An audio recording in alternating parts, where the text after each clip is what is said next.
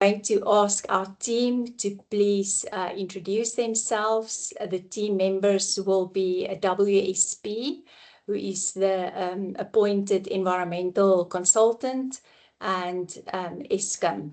Can we please start with you, Ashley? If you can just introduce your team. Thank you.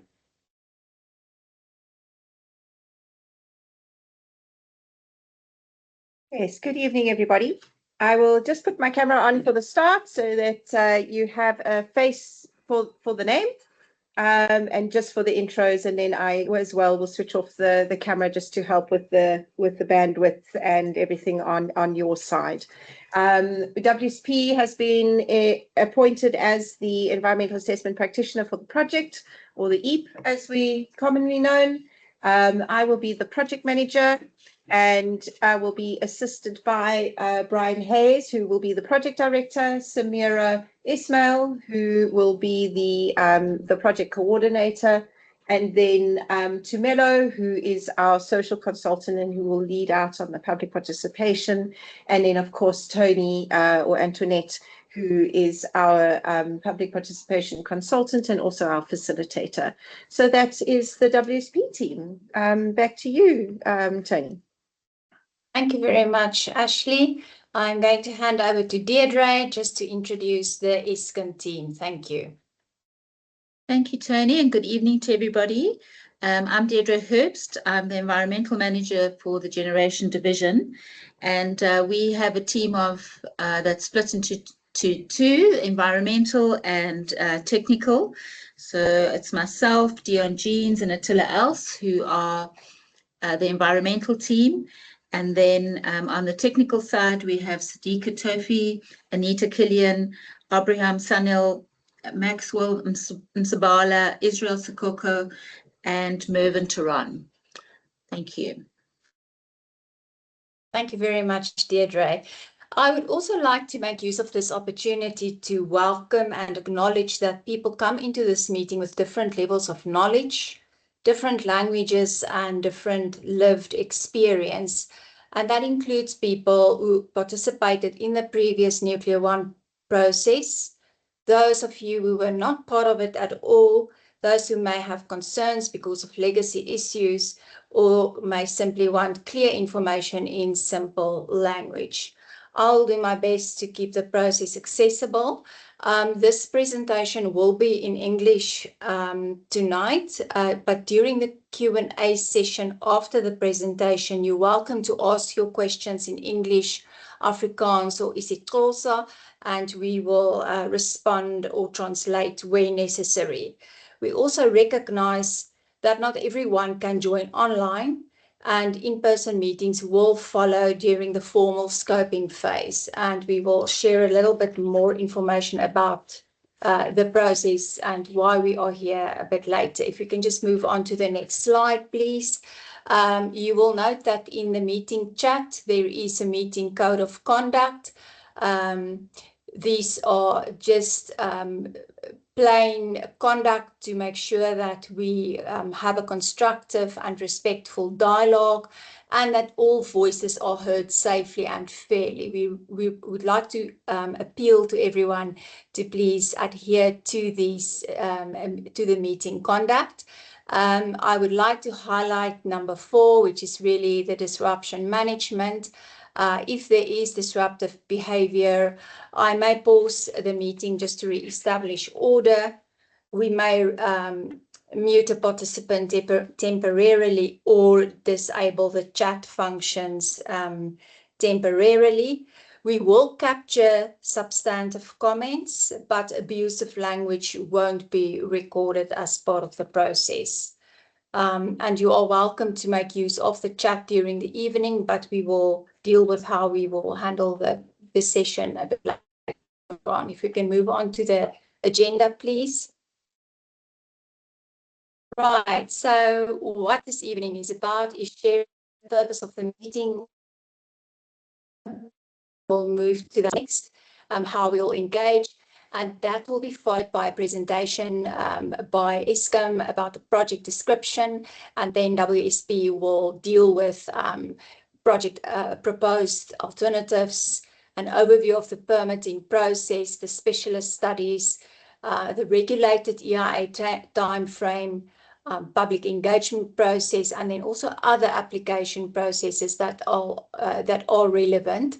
And then we'll open the floor for questions. Lastly, there will also be a slide to just invite all our participants to please share your local knowledge, your lived experience, your advice and guidance with the team, but we will present that as we go through the evening. Thank you. We can move to the next slide.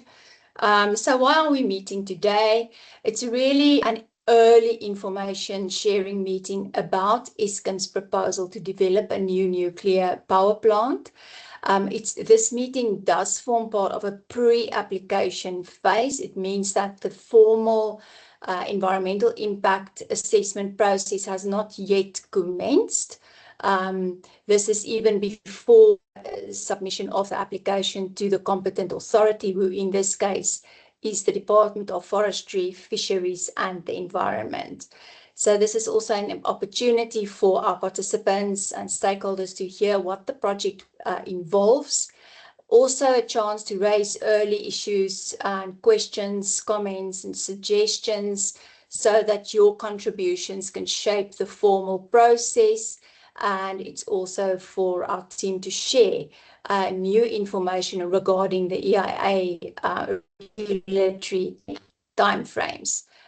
So I just check with the team that some people are not able to see this.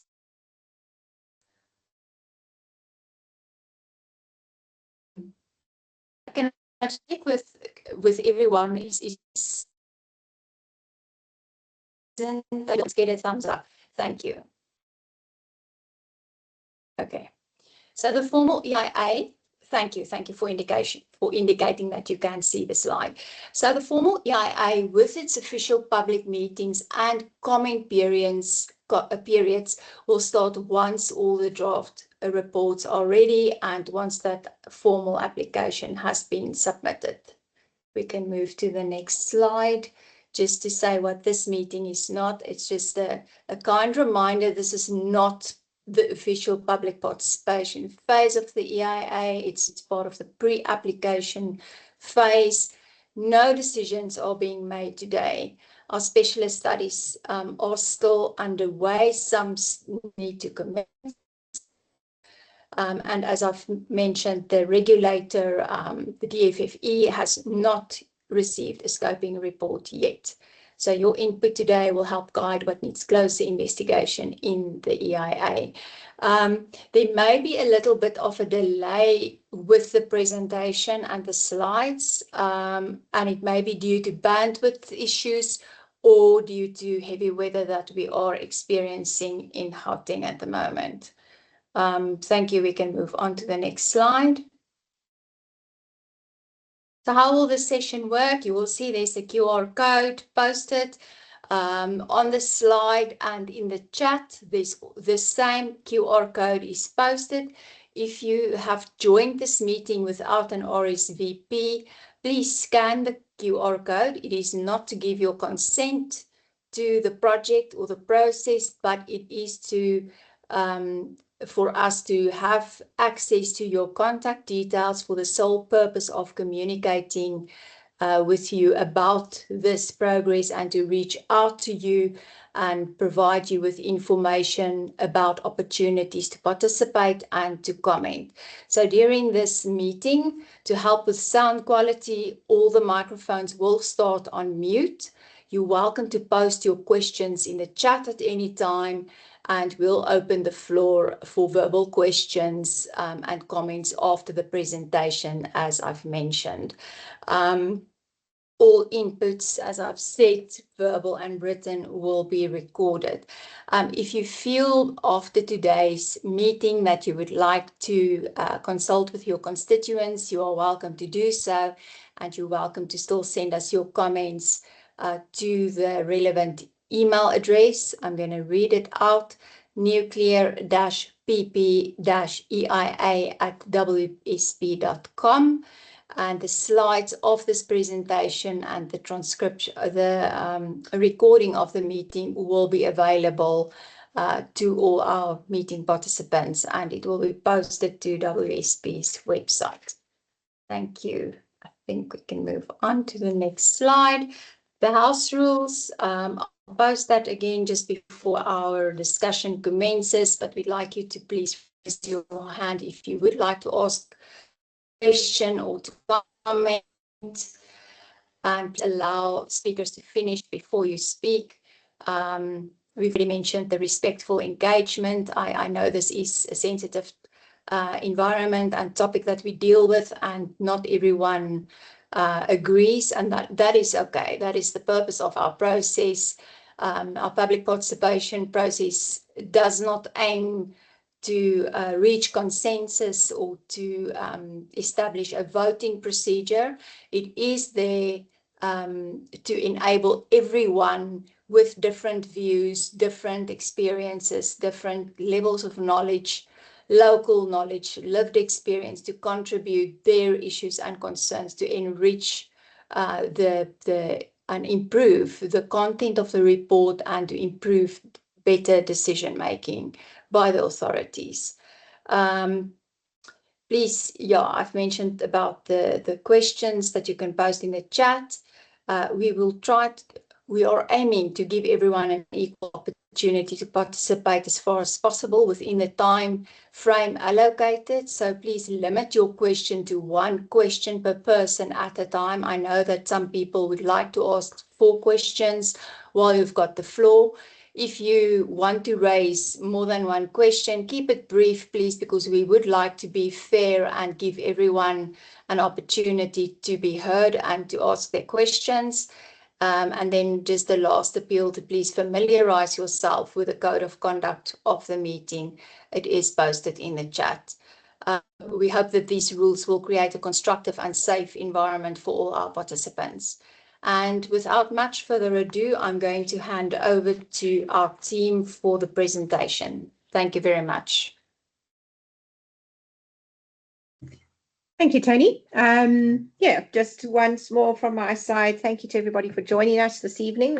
We are very grateful for your time, and so we'll run through quickly enough that we can get to the questions and answer session, which will be a bit later. So the first one that we are looking at is, why are we here? Slightly different to the previous slide.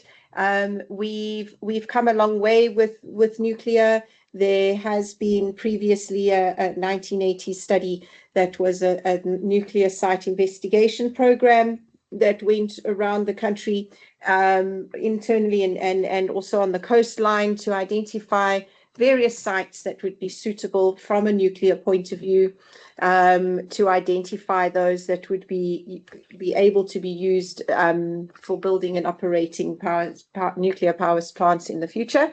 Of those, some of them were assessed during an EIA undertaken a good number of years ago, where an EIA was done for what is known sort of well as the Nuclear 1 EIA, which was the previous EIA. That EIA was undertaken and was authorized in October of 2017, where the Danafontein site was chosen as preferred by the DFFE in the environmental authorization, and was authorized. That project was authorized for up to 4,000 megawatts. An appeal did follow that process, and that appeal was overturned and the EA upheld on the 29th of July of 2025 this year. Subsequent to that, the Integrated Resource Plan has been updated and published this year in October, and that plan looks at the different future energy scenarios that will assist South Africa plan for growing electricity needs. This plan looks at the mix of renewables and non-renewables energy sources, noting that a mix of energy mix is required to ensure that the country's electricity provision is stable. And this particular report now also includes nuclear power. In terms of the report, it does look at establishing 5,200 megawatts of nuclear power by 2039, and also allows for an additional 10,000, well, up to 10,000 megawatts moving forward, in terms of going into the future. This process that we're now part of is looking at a 5,200 megawatt facility at either the Tastepunt or Bantamsklip sites.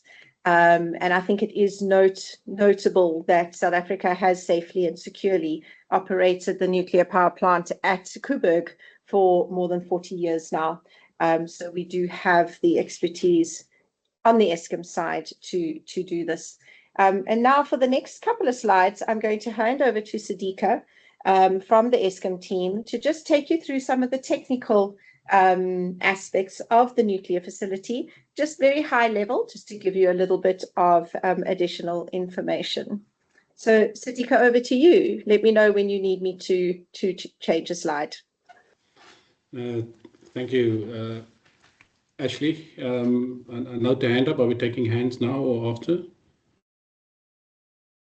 At this time. Okay. Can you hear me clearly? So, good afternoon, everybody. Good evening. My name is Sadaka Tofi. I am the Nuclear Engineering Manager at Eskom, and I'll just take through briefly just an overview of where we are on the technology. I just put the camera on temporarily to save bandwidth. I'll switch it off. And really just take you through what are the key components and the specifications we're looking at, and what will be the main items that we would be locating on the site. The pictorial is just giving a very high level overview of the plant, which consists of a reactor pressure vessel in the center, surrounded in purple. And there is a steam generator attached to that. The core, where the fission process is controlled, is an important consideration in the specifications that we'll put through, but it's supported around with the steam generators, converting water into steam, which drives the turbines. That water is cooled and returned back to the condenser to ensure that through the condenser through to the steam generators, to give us a cycle on the secondary side. That cools off the water in the primary side or the reactor side, and where the chain reaction is sustained safely. Seawater is normally used for cooling of the condenser water, and that cooling water is taking input from the sea. The turbine is connected to the generator set, and that is used to transmit the power through to the lines that ends up with the end users, customers, major industry, and general households in terms of electricity distribution. An important consideration is it's well controlled with trained and experienced staff in the control room that oversees the process and manages all the items. So the key components of a nuclear plant really isn't summarized. It's the cooling circuit, the pressure vessel, the reactor core, and the fuel pressurizers to control the process on the primary side, the steam generators, the turbine, condensers, and electricity generation, ultimately coming out as the end product. The next slide, please, Ashley. So this slide is just listing at a high level what will be all the components that will be located on the site during construction at high level, as well as the final fixtures that will stay on afterwards. So there will be a temporary cofferdam in the ocean when we start with the project to just secure going down to bedrock to make sure that we're putting the reactor foundations on solid bedrock. There'll be spoil pipeline into the ocean for the construction period, and the pipeline to the beaches. Those will be temporary and rehabilitated afterwards. There will be laydown areas demarcated and cleared for the construction period.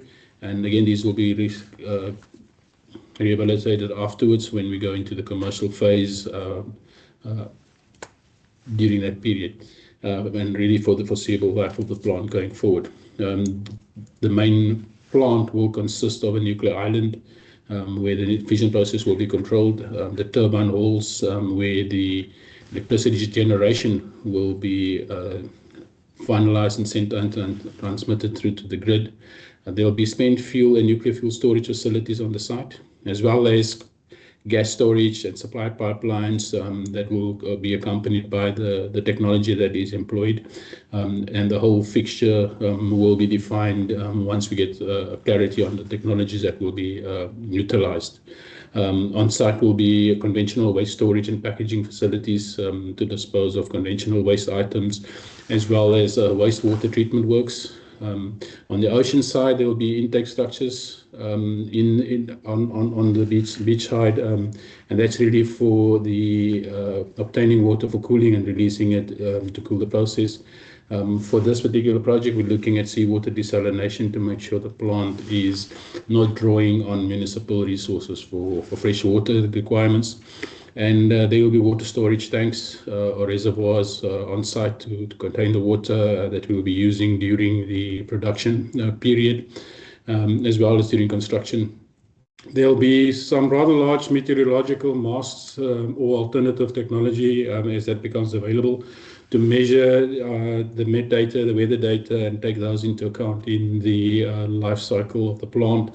It's important information that we will monitor and track on a continuous basis.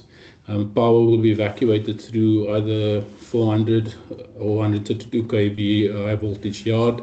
One will be coming into the plant and 765 may be leaving the site depending on what the transmission requirements are. We're planning 756 kilovolt lines as well. That's not on the slide, but that's important to just note that. Obviously, the transmission lines between the power station and a high voltage yard will be located on the site, and we will need to treat that specially to cater for the dunes in the area. And obviously getting on to entry and egress of the site through internal access roads and making sure those are appropriate for what we need, as well as other auxiliary services and offices that we will need, buildings, canteens, housing off-site, workshops and the like. So those will be the typical components and facilities that will be constructed on the site and operated for the 60 plus years for the nuclear plant. Next slide, please. In terms of the actual plant design, we have not yet finalized what the actual plant will be. We will be specifying an envelope of specifications that covers a myriad of, or not a myriad, but a few technologies to allow us to be able to choose the appropriate technology for what we need once we get that information from the market. We have not yet gone to the market. We're currently constrained in our thinking with regards to what's in the nuclear energy policy, and that really is directing us towards pressurized water reactors, high temperature gas reactors or small modular reactors as the potential technologies that we will deploy on the site. The size and the type of reactor has not yet been finalized, and once we get that information from the market, when we do go to either an RFI or RFQ process, and the actual commercial process, will be able to finalize the actual reactors that we will select and deploy on the site. But the envelope will provide us the parameters that we will measure the various designs to. And if the envelope requirements are not met, those designs would be eliminated, and because they will be specified in the EIA, and that will be constraining conditions for the parameters that we will go out to market with. So we're adopting this approach, and it really provides us a uniform approach to do this based on a set of design parameters that we have identified, and that will accommodate a variety of different plants, such as the pressurized water reactors, simple or multiple SMRs as well, and really looking at the various scope of reactors in that space. The next slide, please. I think this is my last slide, and really it's just to highlight some of the typical safety features that you will find and that we will look out for, and that is key for us at Eskom in terms of operating a nuclear plant, what we require, and we're looking at the latest technologies that's available to provide us something safe and inherent. So we are looking at increased use of passive safety systems, and this is really systems that is deployed where minimal human interaction is required and without the need for electricity. So largely gravity-fed water installations, where we're relying on the natural forces of nature to help bring the units to a safe state. We're looking at simplified designs with less items to break, but it's got to be maintainable and operable for our operators to work with, and not overly complex in its outlay and functioning. Defense in depth is a key important consideration for us, and we rely on multiple levels of defense to provide us the assurance that the installation will be safe. And really here we're looking at different aspects around redundancy, diversity of supplies, and making sure that the plant is able to cope with multiple levels of defense in case an event comes through. A key item from an EIA perspective, from a radiological safety perspective that we need is a low core damage frequency. So we'll be looking at that as a key design criteria. And these really are just a function of how safe the design is compared to potential damage that it may have. The lower this number is, the better it is. And it's really a large function of how the plant will be managed going into the future. The plant's also going to be robust for extreme weather events. And here we're taking learning from incidents that happened in industry like Fukushima, and really making sure that the plant is able to withstand severe weather conditions or changes, climate change considerations, that it's able to manage those items with ease. So we're looking at what is new in the different designs that takes this learning into account to protect the plant and ultimately the public from such extreme weather events impacting the safe operation of the plant. And likewise, a redundancy of systems, of safety systems, so that you're not over-reliant on just one particular safety train or the like, but there's multiple layers of redundancy that's built into the design with other factors as well as single failure criterions that's looked at in the technical side of protecting the plant from any such events. So those will be some of the key features that we'll be looking at in the design when we do go to the market, but that's what we would expect to be placed on the site.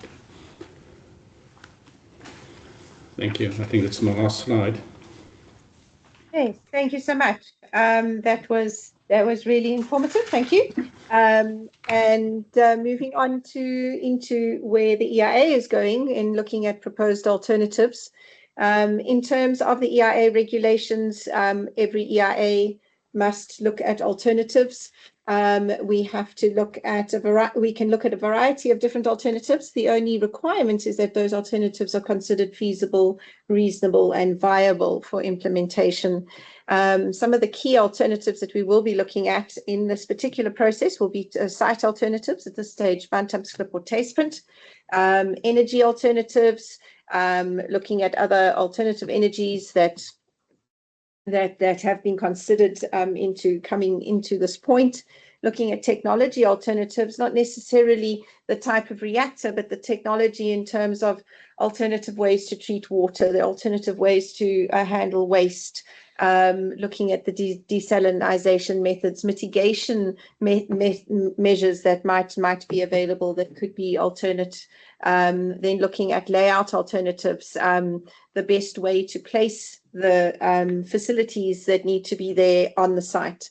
And then, of course, as required by the regulations, we'll be looking at the no-go alternative, which is essentially the alternative of the facility not being built. Looking Sorry, at just Ash, yes. May I interrupt? I'm sorry for the inconvenience. No problem. It seems that there are people in the lobby that cannot access. And there is a concern that the meeting is continuing without people having an opportunity to attend the meeting. Can I just check with the moderator what the status is, please? Hi, Tony, it's Tumelo here. Yes. There is no meeting lobby attached to this meeting. We have somebody who just joined right now. They say they just clicked on the link, selected join the browser, added their name, and they were able to join. Okay, so if I understand correctly, if you have the link to the meeting, you can click on the link and it will take you directly into the meeting. Yes, and also if you use the meeting login details, so the meeting ID and the passcode. Okay, right. Can I just perhaps ask that we put the meeting ID and login details in the chat for people who are still concerned that they may be missing this meeting? I will do that with the link as well. Thank you. Appreciate it. Okay, Tony, would you like to give a couple of minutes for people to try and join, or would you like me to carry on? I think let's just give it 2 minutes to be fair, because there are concerns. We are fairly early into the presentation. Let's just give it about 2 minutes until, let's say 3 minutes until 18:35. It's 18:32 on my computer. So let's just give it another 3 minutes, please. Apologies to everyone for the inconvenience and thank you for your patience.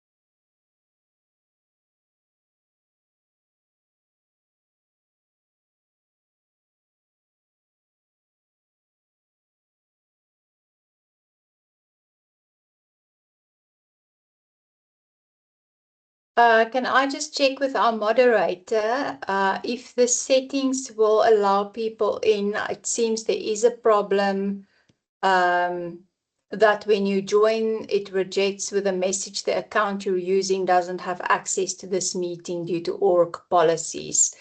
Can we just check, Tumelo, if this has been sorted? Hi, Tony.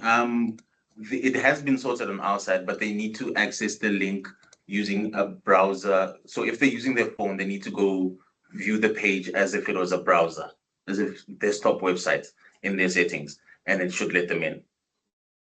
But they Okay. need to enter in their name.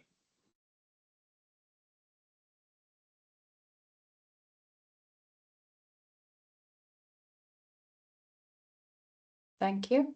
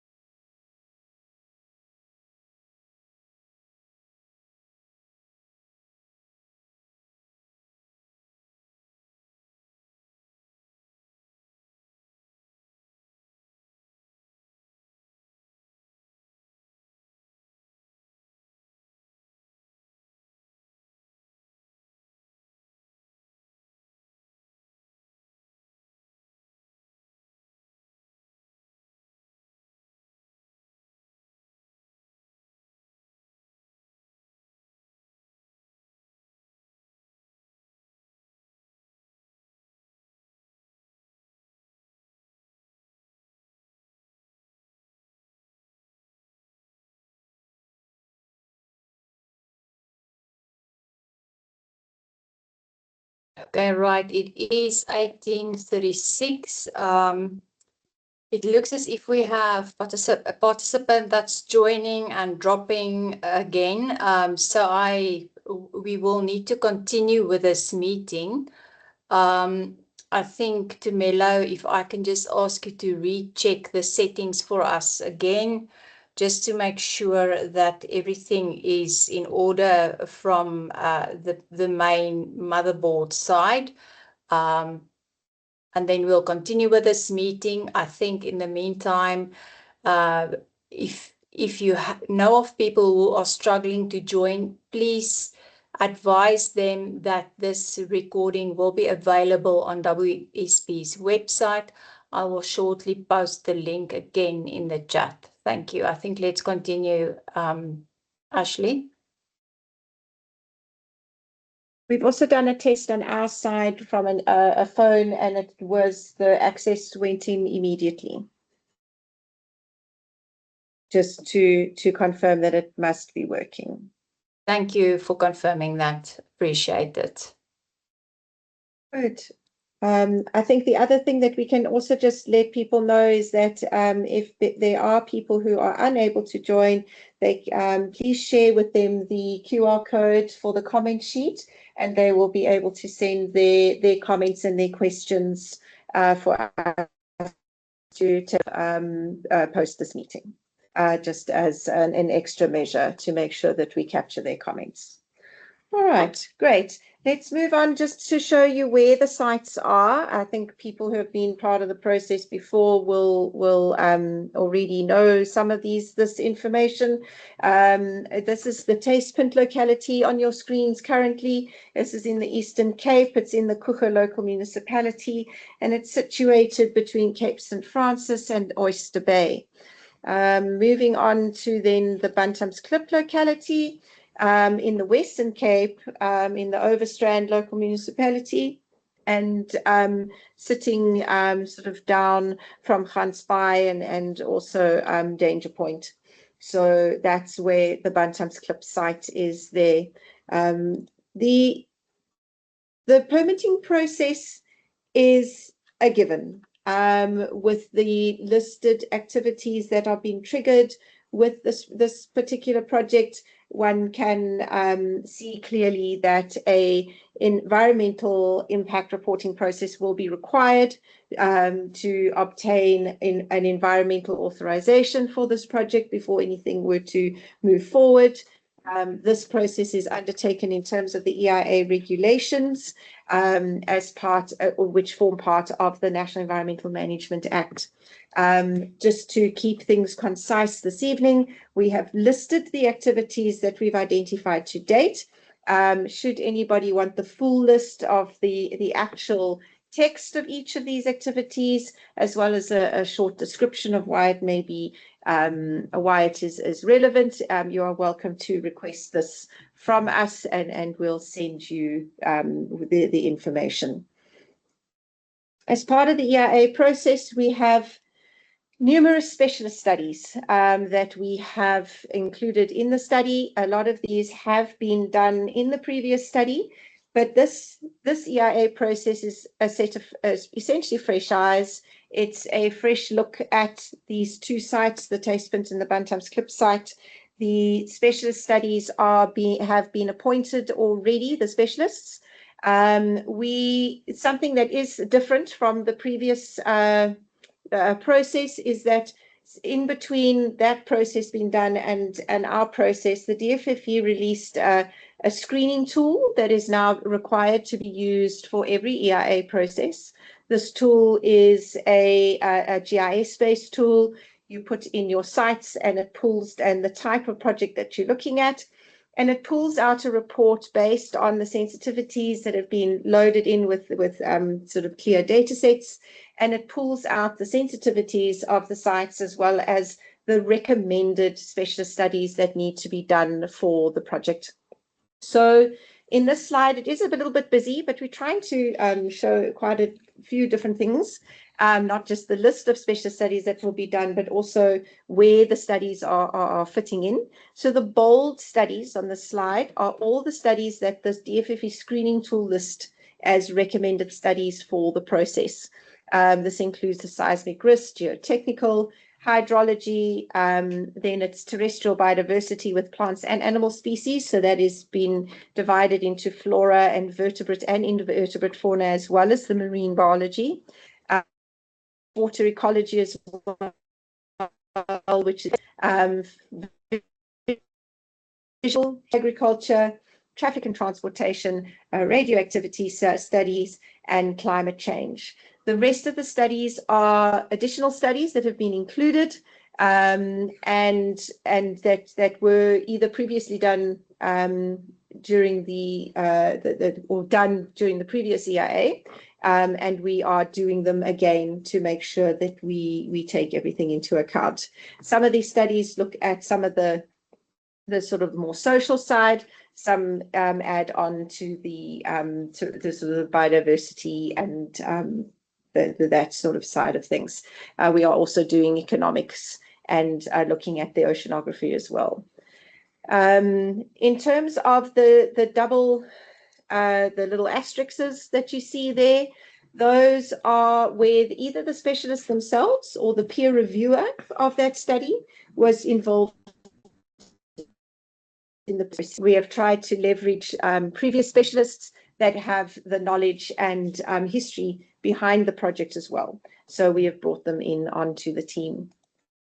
I think one of the biggest differences between this process and the previous process is the legislative regime that we are working under. The previous study was undertaken in the time where the EIA regulations were very different. The listed activities weren't too dissimilar, but the process surrounding the EIA was very different. And the key difference between then and now is a new set of regulations was published in 2014. And this set of regulation now defines strict timeframes for both public review as well as authority review. These timeframes are fixed, and they are now legislated. And I think that is a clear difference, where before timeframes were really guided by guidelines previously to any length that people wished, both on the public side and also on the authority side. So that has changed significantly. The legislative regime is now outlined on your slide in front of you. We start off with the pre-application phase. This is the phase that we're currently in. We look at the DFFE screening tools, some legal reviews. We look at pre-application meetings with the authorities and appointment of the specialist studies and getting them going to look at the various things they need to do. So some of the studies are already underway, looking at baseline and updating those baselines from previous and making sure that either it is still valid or updating it if it has changed. We move then into the EIA application phase, where we actually lodge the application with the department or the competent authority. And the department has now got 14 days to acknowledge receipt of that application. This is what we are hoping to do towards the end of March next year. At the same time as lodging this application, we're going to submit the scoping report for public review. The scoping report, the public review period is legislated at 30 days in terms of the EIA regulations. The competent authority also has those same 30 days to review the documents and provide comments. We then have a very short time frame to then update, finalize, and submit the final scoping report to the competent authority for their review and acceptance or rejection. The legislative time frame now is 44 days from the date of application to the submission of the final scoping report. So you can just imagine the limitations there in terms of timeframes and getting things finalized and through to the authorities. The authorities then have 46 days to review that document and provide their decision on acceptance or rejection of the scoping report. And that acceptance would then allow the process to move forward into the EIA phase. From the EIA phase acceptance, or from the scoping report acceptance, should I say, to the submission of the final EIA report to the competent authority is now legislated at 106 days. This is the time frame that we have as EAPS to undertake the EIA phase of the studies, put everything together, put the draft EIA report and the EMPR out for public review, have some public meetings, and then finalize everything and submit it to the competent authority for decision making. The public review period is again regulated at 30 days, and then we submit to the department. They then have typically 107 days to make a decision. However, in this particular process, the project is being considered as to be registered as a strategic infrastructure project. So therefore, the competent authority's decision-making timeframe will be reduced to 57 days. Once we receive the decision, we have 14 days to notify the stakeholders on the database of the decision. And within that time frame, then they are notified of the decision and the ability that they have to appeal. And they have 20 days from receipt of that application, the EA, to submit their appeal to the department. So you can see here that we're on a very tight time frame. We're hoping to start it all towards the end of March next year, and then submit the final the documents to the department in December of 2026. So yeah, so that is the timeframes that we are working with. If I can just take you through the public engagement. Who are the public? Any of the individuals, groups may be affected or interested in this project and or the decision. How are we going to engage? We will engage through newspapers, radios, Facebook adverts, which we've already done, site notices, pamphlets, virtual and in-person meetings. This meeting and the meeting that we had yesterday are not the only meetings that we will have. There will be in-person meetings coming in both the scoping and EIA phase in the next year. How do we capture these concerns? We capture them in the comment and response report. We have a state-of-the-art platform on our side that captures all the concerns and comments and keeps them so in such a manner that we know that we haven't missed any. And what do we do with these? We need to respond to each and every one. The importance of this is that, and why do we need to respond to each and every one? So that you can see how we've taken them, responded to them, acknowledged them, and also included them in our report, and considered the responses in our report to see if it makes any difference. And these comments and responses need to be presented to the competent authority, and they take that into consideration when looking at their decision. I think it's important to just highlight that the public has a role to help us identify and prioritize the issues that need to be investigated. You need to share with us your ideas on the alternatives, ways to reduce potential impacts, take part in shaping the fair and appropriate criteria that will guide the decision making. Tell us about your needs, the values and expectation, and obviously your comments and concerns. Contribute to local, lived and traditional knowledge that may not be able to be found in formal studies. And I think that is particularly important from a heritage and social point of view, perhaps. And also make sure that the issues that you raise are reflected properly and responded to in the process. And that is something that we ask you to do when you review the documents as we go forward into the process next year.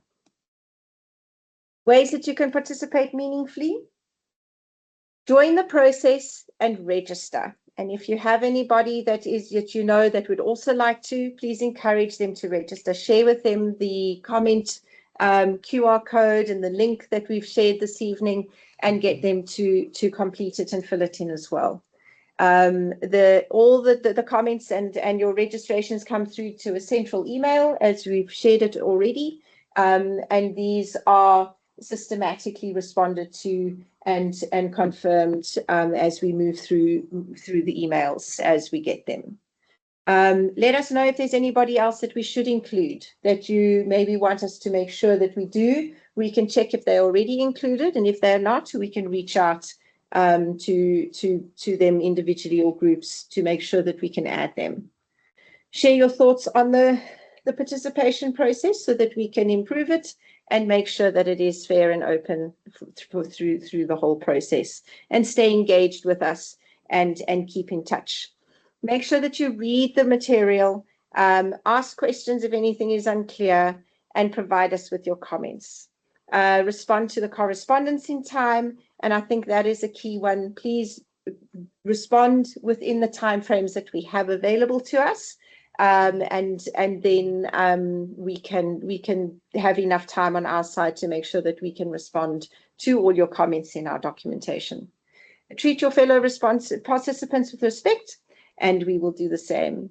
Share your information and concerns honestly and constructively, and focus on the issues that directly relate to the proposed project so that your input can be fully considered.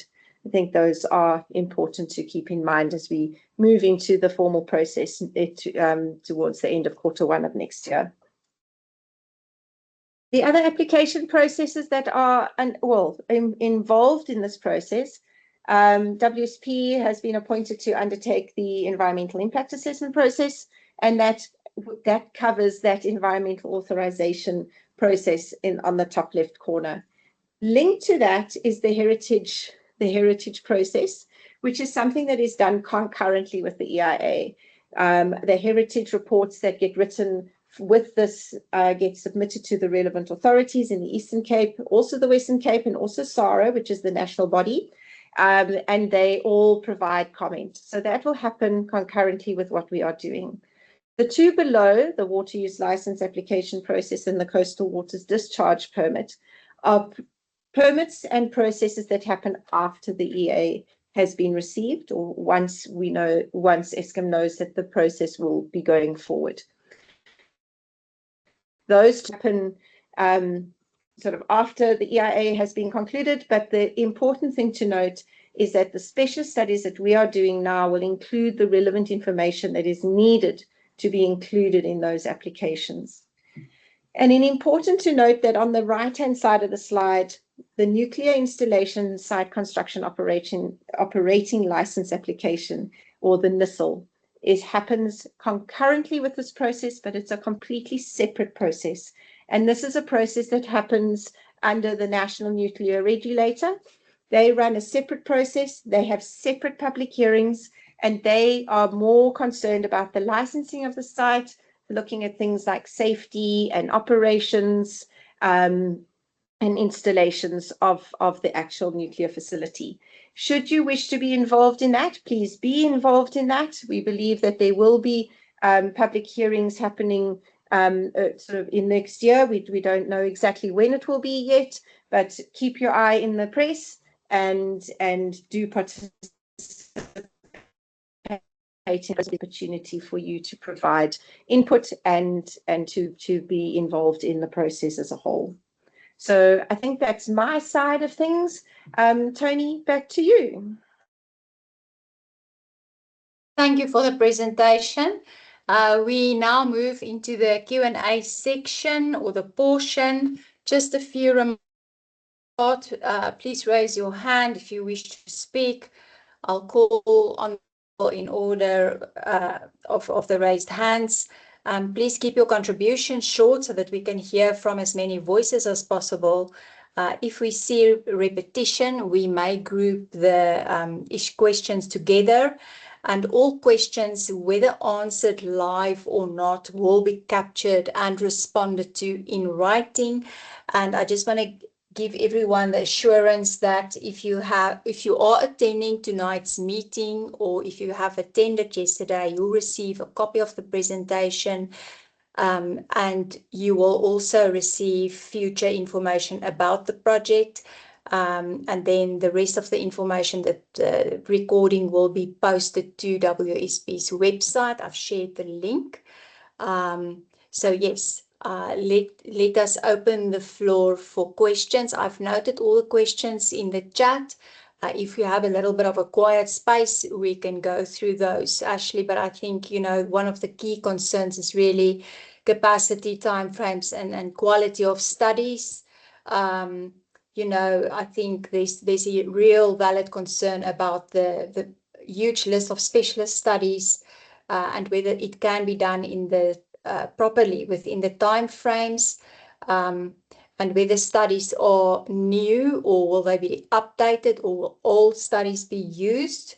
And then also the fear that the process will not be able to be completed fairly or accurately under current timeframes. We can go through some of the other questions afterwards. Let's give our stakeholders an opportunity. I see Phineas, you are online. Please go ahead and ask your question. Good evening, everyone. Thanks for giving me this time. Thanks for the presentation again. I just want to ask a few questions. As you said that I have to be short and simple on the questions. Like on the presentation, I think got a group of researchers, but I didn't hear anything. I think as I did ask this question yesterday, is any bad side of the nuclear?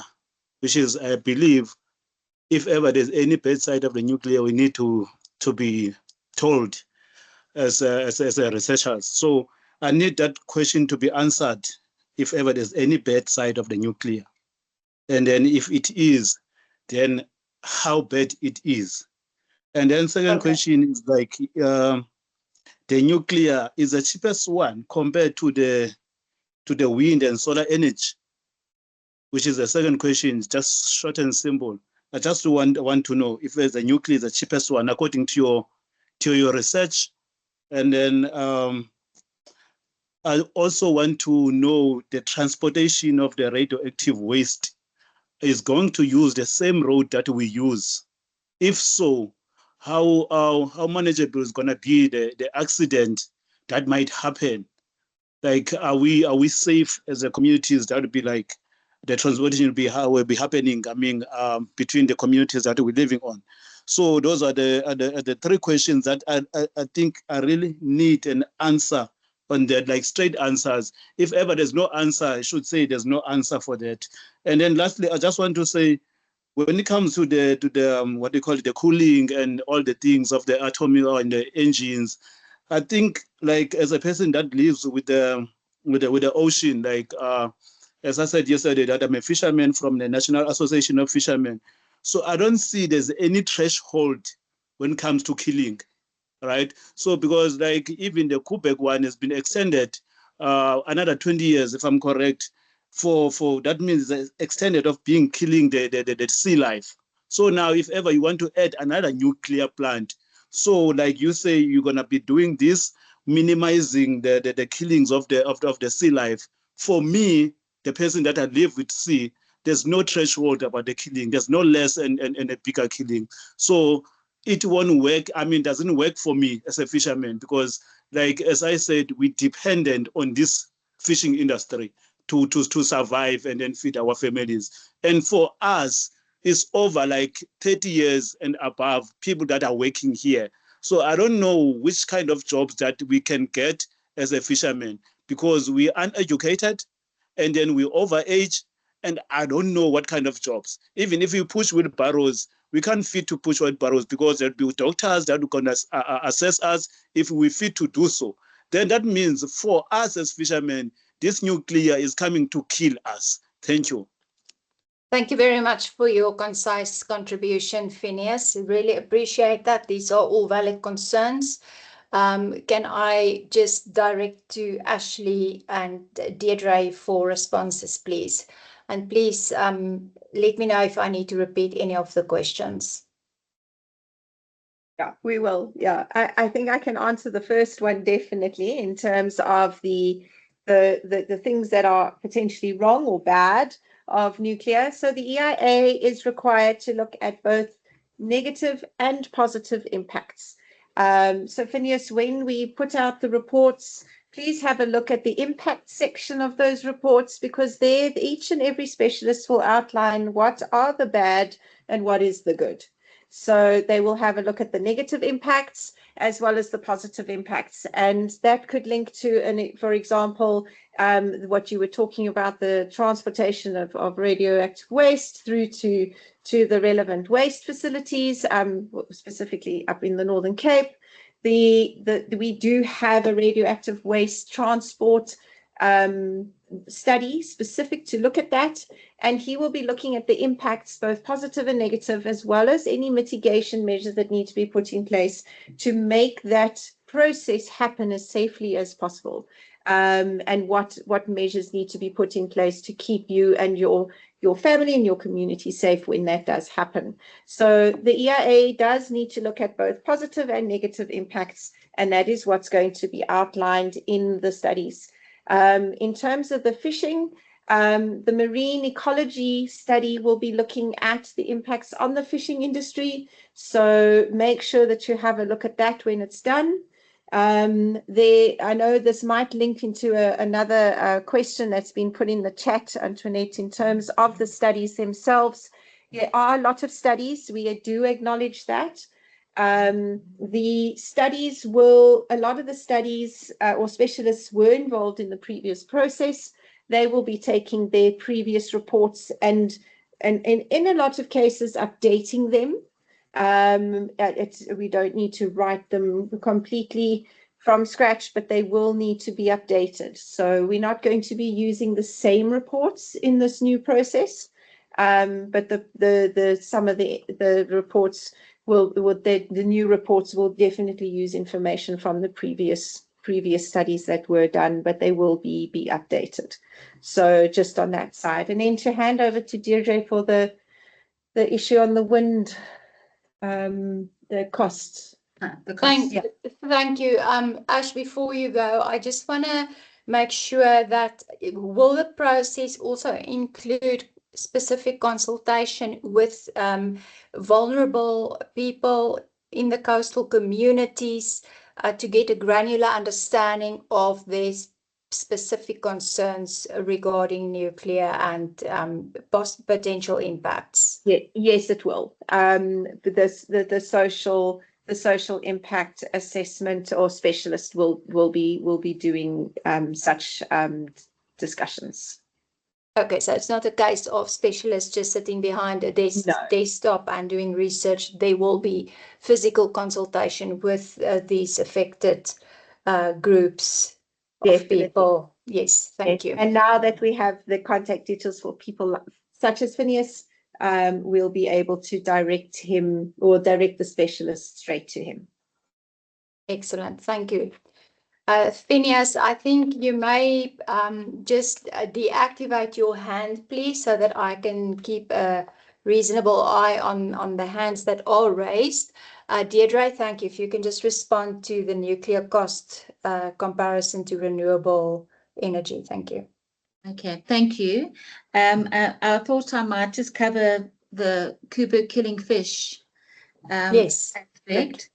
And obviously this study, which is for the new power plant, will do a full assessment and come out with results for the specific areas that Phineas is referring to. But for Kuiberg, we have been analysing the information on the ocean and how we impact sea life since we started operating Kuiberg. And that has also been studied by independent specialists over the years. And the outcomes of those assessments reflect that we are not negatively impacting sea life. The only thing that goes into the ocean is a slight temperature change in the case of Kuiberg. And in fact, close to the plant, we get larger fish than we might further out due to the cold water. So just an assurance, we have done studies, we understand the impacts of Kuiberg on the fish in that area. It will be different for these sites, and the studies will tell us. So I don't want to preempt that, but we will take that into account. In terms of cost of nuclear, I think that what's important is that we have different technologies that contribute to different aspects of the energy mix. So, for example, we want the South African energy mix to be cleaner, so low carbon, which nuclear contributes to, but so does renewables, and so does gas, and so does coal. So the way that the integrated resource plan has put together a consideration of costs is cost per scenario. So they've looked at, if we have X amount of nuclear, X amount of gas, and X amount of renewables, this would be the cost of the scenario. So we will use those costs, and we'll put them into the report and give you the exact costs that have come out of the integrated resource plan. And that is what we have available currently. I think the question was asked yesterday after the cost of this project, and Sadiqa did inform the team, that the participants, that we don't have an exact cost for this project as yet. That'll only be established as we go out for a request for proposals and start getting the actual costs. So there are estimated costs in the integrated resource plan, and that is available for the public, and I'm sure we can make that available in terms of the documentation, but it is also available on the DMRE website, or the DE website. That's all I wanted to say. Thanks. Thanks, Deirdre. Back to you, Tony. Thank you, Deirdre. Ayanda, please go ahead and ask your question. Good evening to everyone. Thank you so much for the presentation. I think you might be aware already that, we just wanted to find out personally if all the other sites, if other sites were considered, especially knowing the sensitivity of that whole landscape. I know that one of the things in the province at the moment, we're working on getting Classes River Caves, which is very close by, Human Stop as well, which is close by, which we're working on getting it declared as a World Heritage Site, for example. And also, we know the sensitivities of the area. We've had some residents in Tyspend who've approached us. When I say us, I'm working as an archaeologist at the Department of Sports, Arts and Culture in the Eastern Cape, but also I work with the Eastern Cape Provincial Heritage Resources Authority. So we know that the area is already protected by the national agency, the Heritage National Agency, USARA. So I was just wondering if other sites were considered. Sorry, I missed the first part of the presentation. But also on that note, I saw on the heritage studies that you are working on or preparing.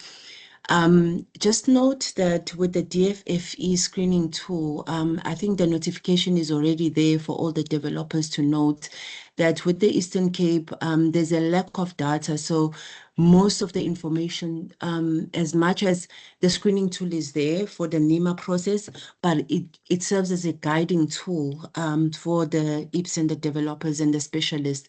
But it's not the most accurate of measures of what is on the ground, as knowing that the Eastern Cape is very under-researched. So there is a point that I think you just need to keep in mind. And what is there now, what we've suggested is that you actually do the application process. Obviously, I think I've responded to this proposal maybe today, I can't remember, but we do request that you obviously lodge the case or the project with SARIS so that we can be able to give you also clear guidelines in terms of the studies that will be required. I know that, for example, maritime archaeologists, you might need to actually consider those studies, but also specialists, even if you get archaeologists, they must also be very well versed in stone tools, stone artifacts, as we've got a lot of open sites and the dunes, the open dunes as well, the fossils in the area. So there's a lot of things that I was hoping that also we can address, I think, once you have lodged the case on SARS. And also one of the studies that I was hoping that you touch on is or consider is the Living Heritage report, because that is very important to us as well, with the rites and the ceremonies and the rituals that we are aware that some people are actually still conducting in the area, whether they are Khoi or Matwa or any other groups that actually have do actually acknowledge the coastal area as a sacred site. So just those few things that I was hoping that you take into consideration. But also, yes, I think, yeah, if you lodge the project onto SARS, we'll be able to actually respond. Thank you so much for the presentation. Thank you very much, Ayanda, and I'm sorry that you missed the first part of the meeting. We have posted in the chat that the recording of the meeting will be made available on WSP's website. I'm just going to ask the moderator, Tumelo, will you please just put the link in the chat again? Sorry, Ayanda, I just want to check with you. I didn't get that the name of the caves you were mentioning that's about to be declared as a World Heritage Site near Humansdorp. If you can just mention that again quickly. It's the Classes River Caves. Thank you. The classes, yeah. Thanks. Thank you. Thanks very much. Right, can I ask Ashley to please respond? And yeah. Yeah, no, thank you, Ayanda, for that. We will take all that information and hand it on to our heritage specialists. They have been appointed and they'll be starting their site work in January. They are well aware of all the applications that need to be submitted, and I believe that the Eastern Cape entity for the heritage side of things is up and running now. So there will be a notice of intent lodged there. So we'll be keeping the Eastern Cape, the Western Cape, and the SARA the entities up to date and informing all of them. And we'll definitely be posting all the information on SARS as required. We know that the heritage specialists are well versed in both of the sites. They'll be looking at the Bantamsklip and the Tasman sites. They do know both areas very well. They have been in the area with many different studies previously. They will be updating the previous study that was done for the previous EIA, and obviously giving fresh eyes on that. We are aware of some of the heritage processes that are currently underway in the area, and they'll be looking into those as well. So thank you very much for your input, and we will make sure that all of that information gets passed to the specialists. So thank you so much for your participation. Thank you. Can I ask Deirdre just to respond on the question about regarding whether other sites have been considered? Yeah, I think I thought we did speak about that, but a lot in the 1980s, and you'll see lots of comments on the chat as well regarding that. But the whole South African coastline, or most of the South African coastline, was assessed to accommodate nuclear facilities. And there's not only environmental issues and social issues that need to be considered, but also geological and seismic aspects that need to be considered when you're placing a nuclear power station. From that process, 5 sites were found, and we then have narrowed that down in the last process down to 3 sites, one being the Kuburg site, where we already have a power station, and then these 2 sites that we're referring to. A lot of work has gone into studying these sites and making sure that these sites are actually suitable from not only environmental point of view, but a nuclear safety point of view. This process will reconfirm the environmental aspects of it. But yes, there have been many sites studied, and these 2 sites that we're looking at in this process were 2 of the sites that came out of that selection. But I can also say in the last process, the same questions were asked. And one of the specific suggestions was that we go and look at the Kucha IDZ, which we did. But the Kucha IDZ has some seismic risks that were confirmed, and it was confirmed as not a suitable site for nuclear due to the seismic aspects. Okay. Thank you, Deirdre. I'm going to move on. I see that we are at 7:15. We have set this meeting until 19:30. So for the remaining participants, could you kindly keep your questions to the point? Andre, you may go ahead, please.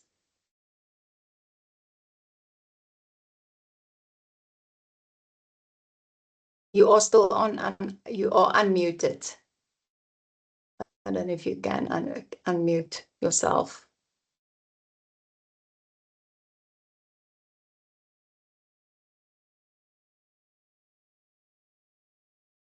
Okay, it looks as if there may be a technical problem. Andra, I'm going to get back to you after the next question. Jay Swanepoel, if you can please proceed with your question.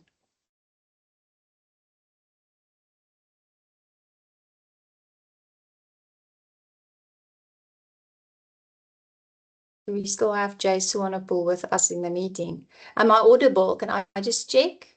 Oh, Tumelo, can you just please verify? It looks like Jay Swanepoel are not able to unmute.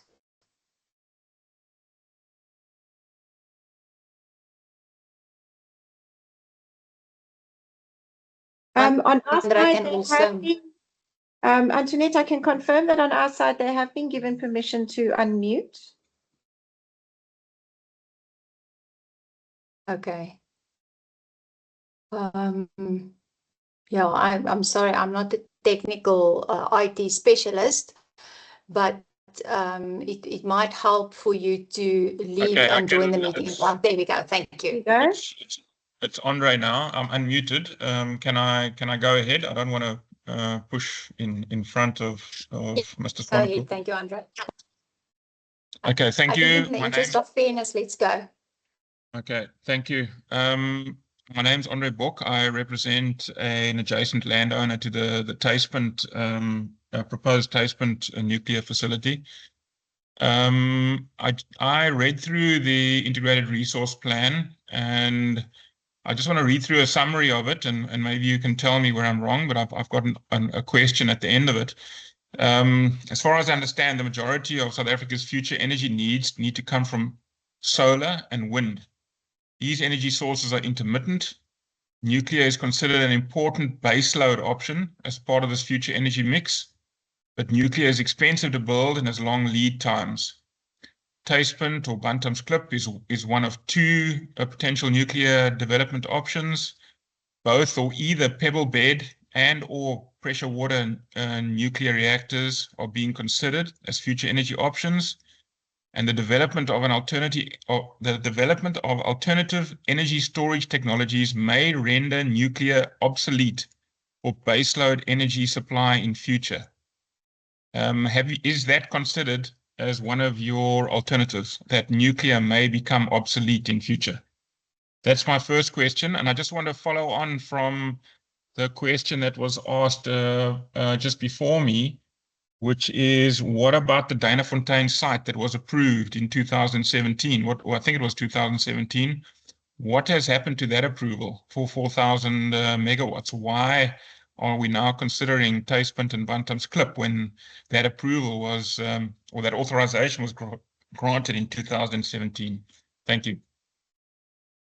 Thank you for your concise questions. Can I hand over to Ashley and Deirdre for a response, please? Yeah, Deirdre is going to answer. Yeah, thanks. And Sadiqa, please feel free to add if I don't cover it fully.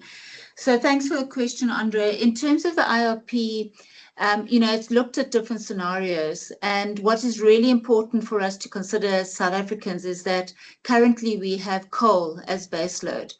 But the Climate Change Act requires that we start transitioning to cleaner technologies, and the baseload option being looked at is nuclear. So if our economy continues to grow as we wish it to, then we are definitely going to need a combination of renewables and nuclear. And so we don't anticipate that nuclear would become obsolete. Yeah, so that's not our consideration.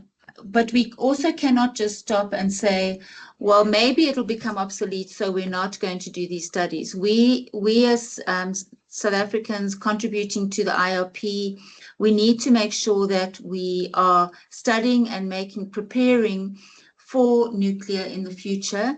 What we see is lots of other countries are looking at nuclear. We found 8 gigawatts of coal, and by I think it's 2040. Let me just look at my numbers. It's also in the IRP.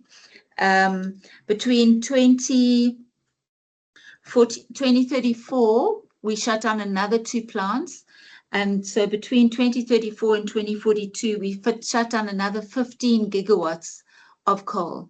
So that takes away our base load, and there doesn't seem to be a plan to significantly or to replace that coal, other than with mid-merit options of gas and nuclear, as you will see in the IRP. So really important that we are transitioning, and it is anticipated that nuclear will become a part of our energy mix.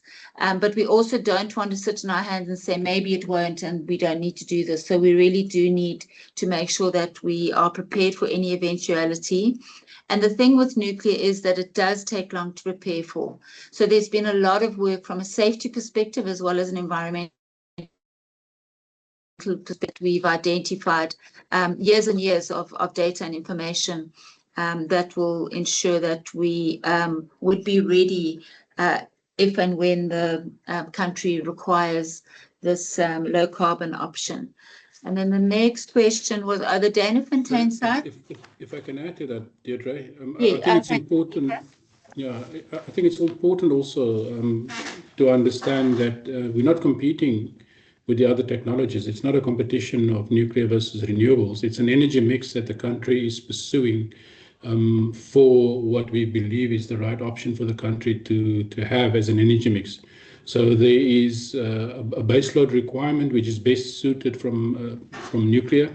It's stable, it's reliable, it stays on and it runs quite well, which renewables unfortunately do not provide as a baseless option. It provides other variables that needs to be taken into account, and you need a baseload capacity to support the renewable energy landscape.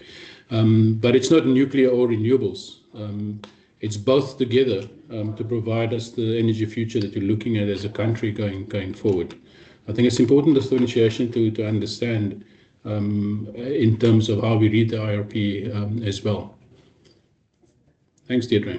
Thanks, Sadiqa. Do you want to respond to the Danafontein question, that what's happened to the Danafontein site while you're on the call? I can. The Danafontein site, so we just received the final, that was the EIA that was approved in 2017, has been the subject of appeal. And that appeal has just now recently been upheld by the minister. So we are now proceeding with Danafontein to develop with the next tranche of work to continue with the development of the next facility at Danafontein. So we will be constructing hopefully another plant at Danafontein as well, in accordance with the EIA that was concluded in that on that site. Deirdre, I'm sure you can add more around the legalities of that. Thanks. Yeah, no, if there's questions, we'll answer on the appeal process or anything like that. But I think, Andre, just to summarize, we plan on developing both Danafontein and Tastepunt or Bantam's Klip, so not just one site. There is you'll see in the IRP, they also refer to a nuclear industrial plan, I think it's referred to, and that goes up to 10,000 megawatts. So it's really looking at how do we make this economically viable by making sure that there's a nuclear industry, which will obviously help with economies of scale if the country expands their nuclear to that extent. So that's to be studied and looked at. So it could be up to 10,000 if the industrial nuclear plan recommends that once it's out in the public. Thanks. Thank you, Deirdre and Sadiqa. Folks, I see that it's 4 minutes before 7:30. Could I get an indication via thumbs up if it's okay for us to proceed for another 15 to 20 minutes? Great. So for those of you who cannot stay beyond 7:30, please rest assured that we will distribute the presentation to you if we have your email address. If we don't have your contact details, please scan the QR code and make sure that we have your contact details so that we can reach out to you. And then the copy of this recording will be made available on the website. I'm going to move on to Ulrich Steenkamp. Thank you, Ulrich. Good evening. Am I audible, ladies and gentlemen? You are. Thank you. Thank you. First and foremost, I've got two main points I'd like to highlight. Firstly, I'd like to just say that the whole baseload fallacy has been proven to be a fallacy with our recent experience with load shedding since 2008. Many of our energy intensive users groups, including the heavy users of electricity, such as your steel mills and stuff, has been using renewable energy sources to supplant their energy shortfalls in times of load shedding. So the main issue of baseload is kind of really a fallacy. There is ways and means in which renewables can actually make the shortfall. Secondly, in terms of the Climate Change Act and in terms of the South African context, nuclear is not really a carbon neutral or low carbon kind of energy source, because number one, it still needs to be mined, milled, processed, and all of that. And within the South African context, is energy intensive, which means it is carbon intensive because most of our energy comes from coal. So it is a fallacy also to say that it is in compliance with the Climate Change Act. Yes, we need a mixture of energies in the future. However, we are currently having energy shortfalls, and something that is going to take at least a decade, or if everything goes smoothly, to end our energy shortfall means that for a decade we will still have load shedding. So the plan for nuclear to now be part of the energy mix and also to make sure we've got an energy future is wrong, based off of the fact that baseload energy has been supplanted by renewables in the energy shortfalls of load shedding. So I just feel like this is just a little bit of an intensive issue and an expensive issue. Because number one, with the previous attempts at taspent, we've seen that the ownership models and the construction models was mostly to Russian Rosatom, and then the transfer would only happen 30 years afterwards, meaning we as South Africans will be stuck with the decommissioning and the waste. And that is something that has not been highlighted within the presentation. No real high-level waste disposal plans has been actually mentioned. And you briefly just mentioned the low-level and medium-level site in the Northern Cape. However, it's not been addressed fully, and I think you really need to also look at the consent of the Nama people where the low and medium-level waste sites are located, because those sites were allocated during apartheid where people were not granted consent. So we need to also look at consent of the people that are supposed to be hosting these things. Thank you. Thank you very much for your comments. I respect your views, and your comments will definitely be considered as part of the EIA that once it commences, and it will also feed into the EIA. And I think that your concerns will also be addressed as part of the needs and desirability chapter of the project, which will be looked at.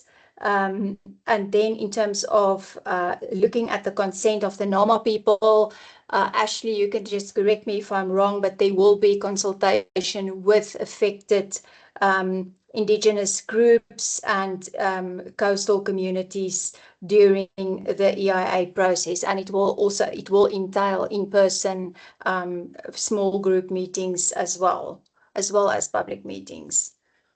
Yes, that I can confirm. Thank you very much. I'm going to move on to Baphelele. Please proceed with your question.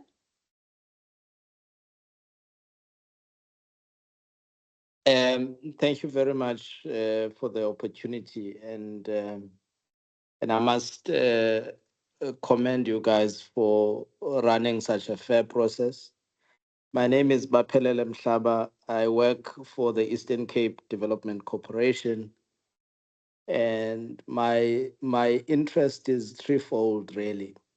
So what is quite clear is if anyone actually goes to any online resource, one can be able to see how the Eastern Cape government has actually pronounced favorably in support of nuclear development in the Eastern Cape.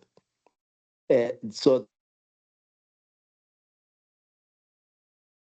of departure, and we know that the environmental impact process that was undertaken before this one actually recommended day spend as a preferred option to Dana-Fontein, but the decision was then ultimately taken that because of the proximity of Dana-Fontein to Koeberg, that Dana-Fontein would be chosen. So my question is, how is this process that you are undertaking now leveraging on the previous process that was undertaken previously that recommended day spent as a preferred site for nuclear build program?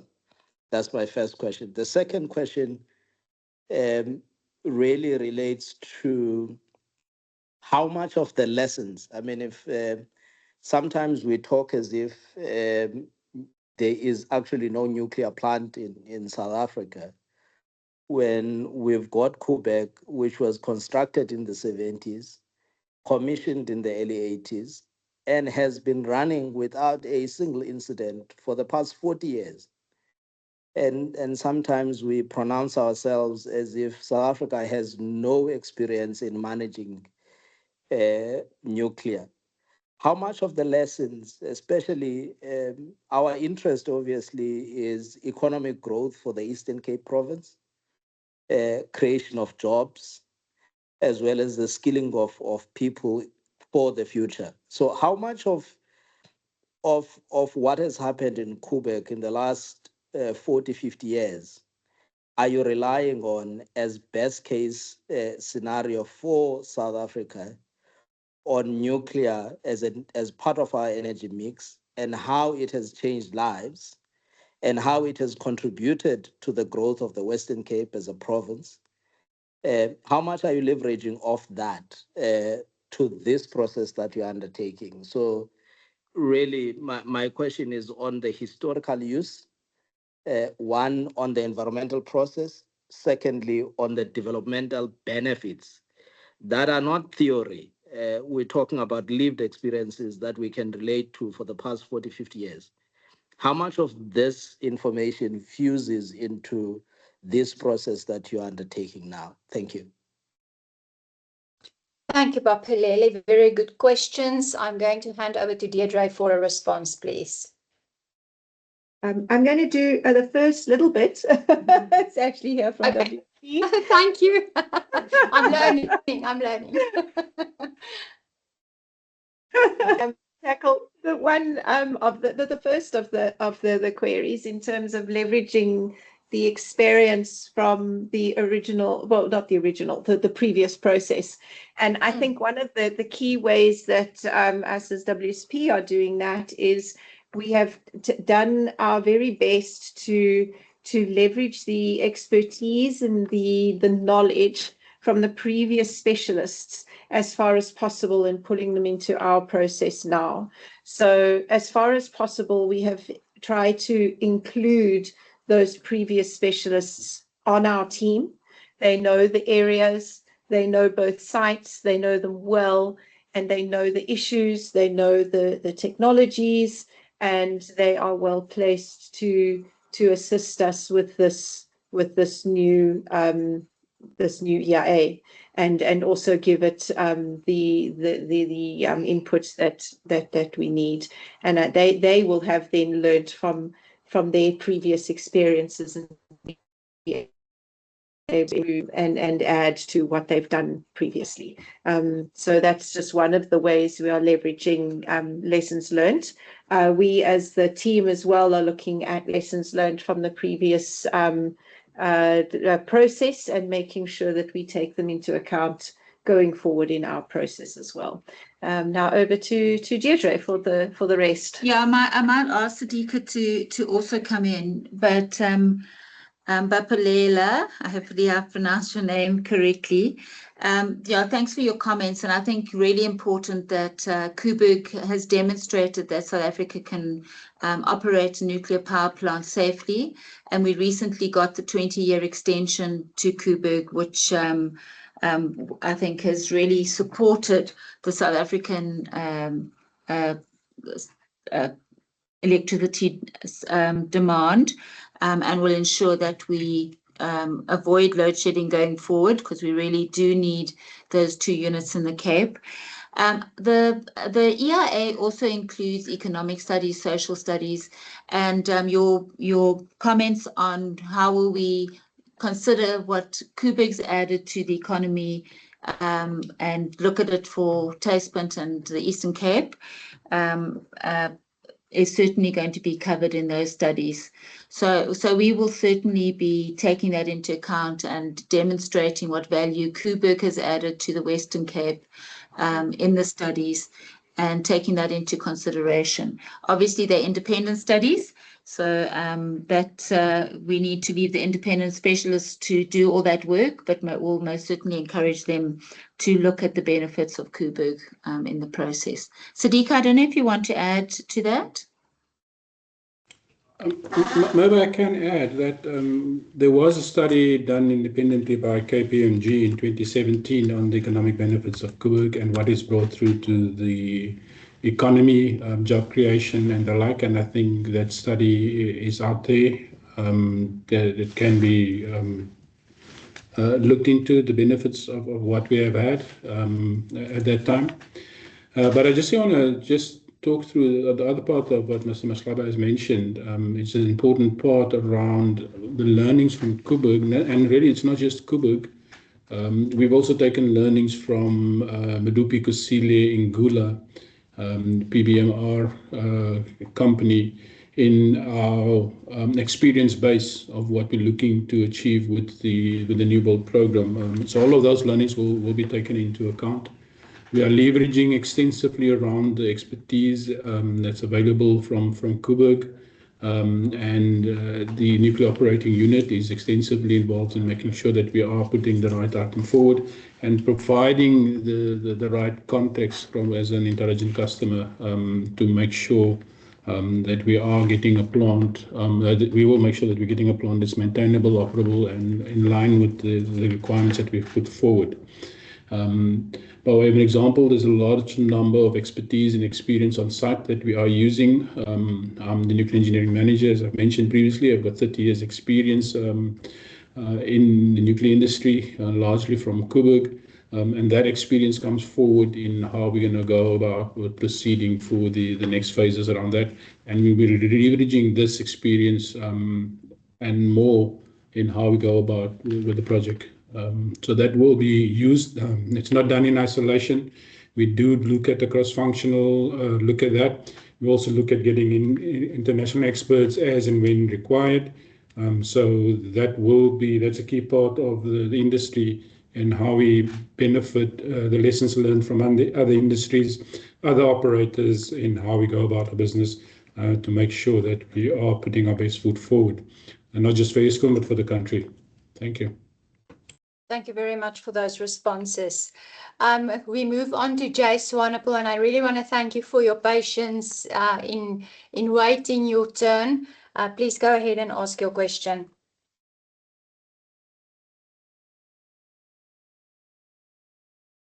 I hope you're able to unmute.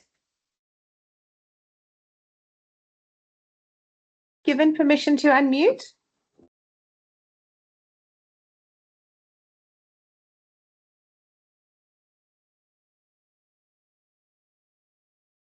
Let's just give it half a second there. He was trying earlier as well.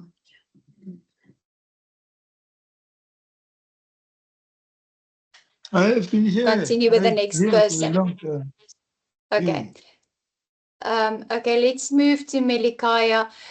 Jay Swanepoel, sorry, I don't know your first name, but if you can maybe just post your question in the chat for us now. I know you have commented before and you had previous questions, but for us to just address the question that you have, please post it in the chat. We'll look at that while we give Melikaya an opportunity to proceed with the question. Thank you.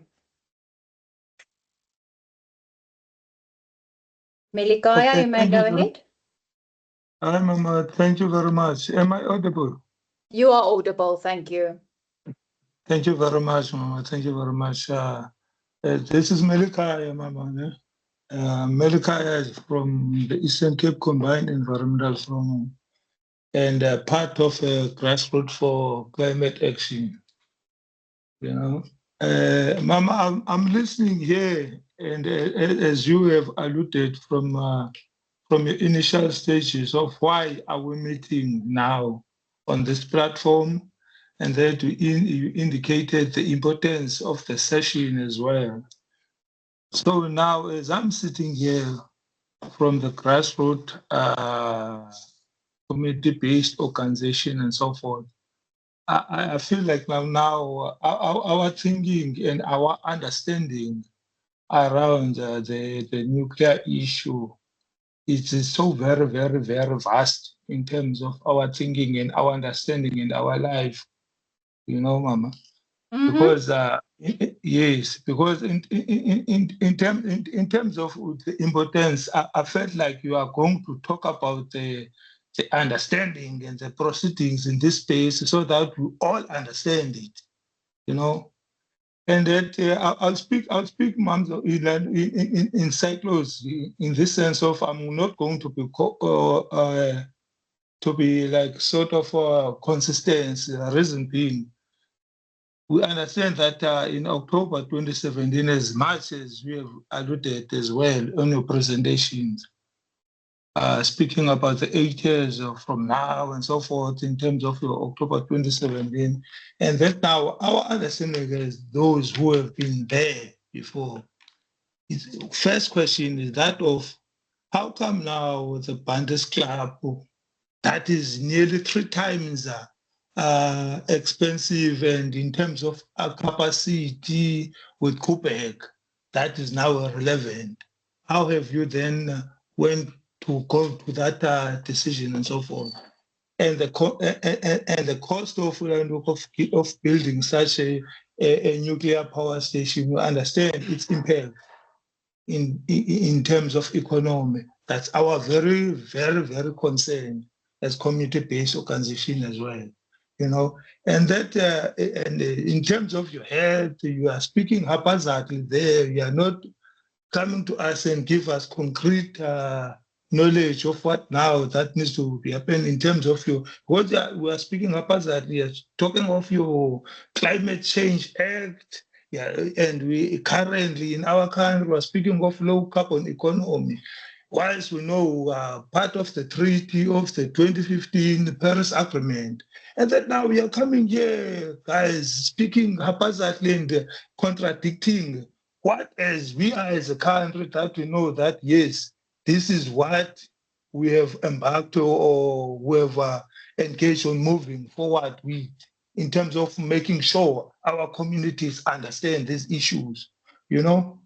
So Yes, and that we are speaking of the complex and the then proposed nuclear power plant that was in Spain, because now seemingly now whilst you are giving us a new name that is Banders Club, seemingly is going to be differ to what we have been talking about, that we've engaged on its public participation and so forth of face spend, you know. So these issues, you are confusing us, serious, and that you are convincing us, those the people who are on the ground, who are on grassroots, who need to simplify these issues and developments within our country.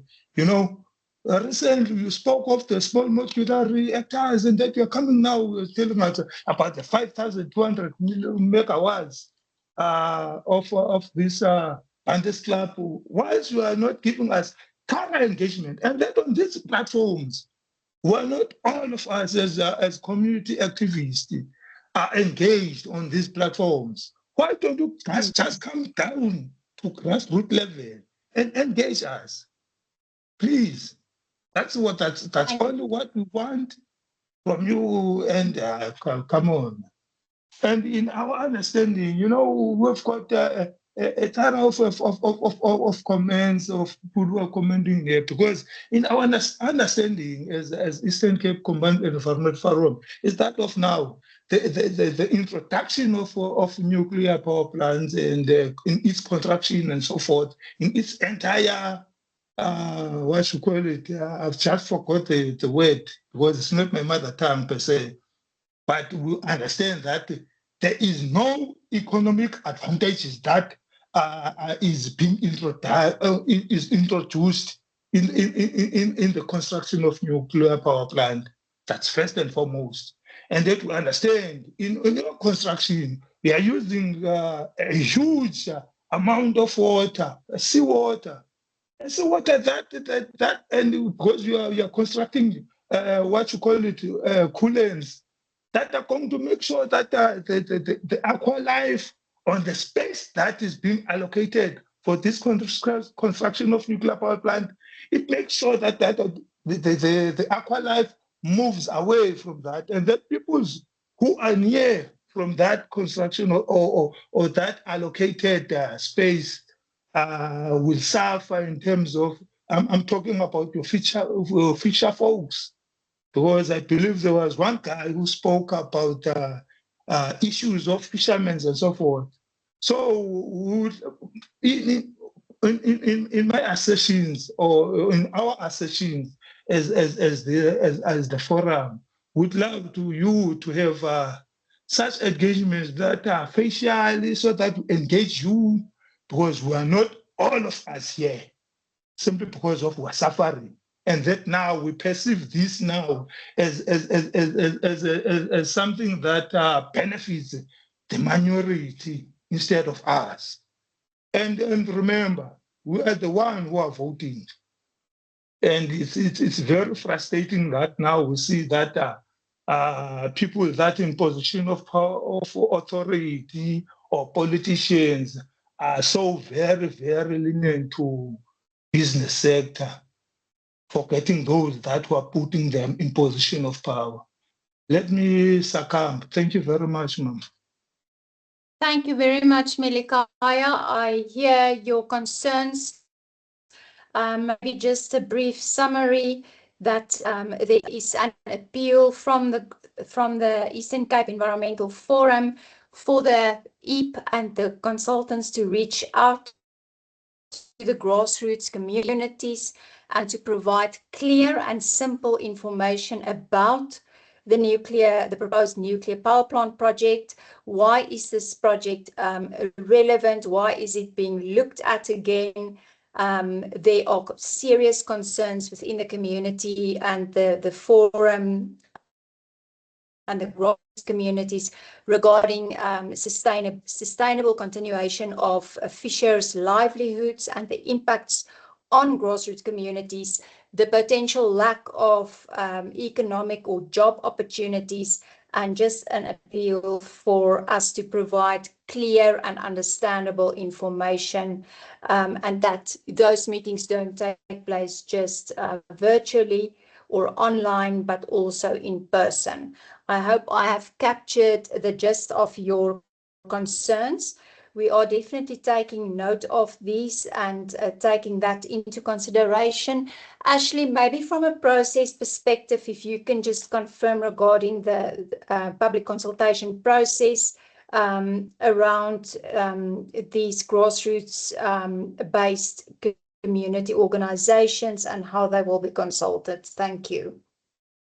Yeah, So in terms of going forward into the regulated process, we will be having in-person meetings and virtual meetings going forward, but there will be in-person meetings, public meetings, and grassroots meetings. The grassroots communities would also be consulted by various of the specialists in doing their studies as well. So there will be rounds of meetings in both the scoping phase and the EIA phase in terms of presenting the reports that will be put out for public review. And we are going to do our very best to make a complicated topic as simple as we can. Thank you. I think we must just note the need for capacity building and understanding of our coastal communities as well, because it is a highly technical topic that we are dealing with. Thank you. Can I check with Jason Wanapul? See your hand is still, and do you want to try unmute?